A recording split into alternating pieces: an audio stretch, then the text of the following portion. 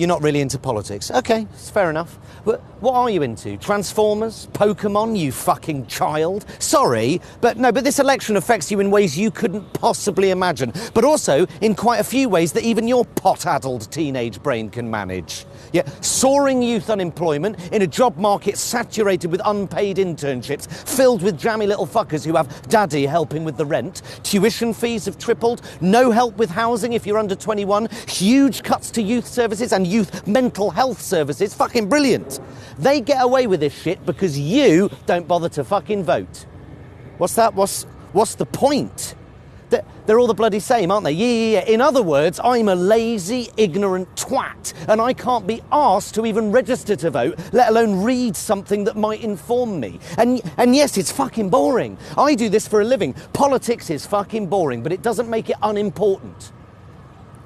You're right, it definitely doesn't make a difference if you don't turn up. 75% of young voters 18 to 24 voted leave in the referendum, but nearly half of 18 to 24-year-olds didn't bother voting. And you have the fucking nerve to go bloody old people, smelling a piss, exercising their democratic right. Next time, turn up. Roughly 40% of 18 to 24-year-olds voted at the last election, as opposed to nearly 80% of 55 to 65-year-olds. Young women are the worst offenders.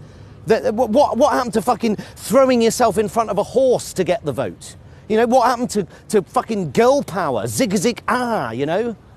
Spice Girls. Fucking hell, I'm so old.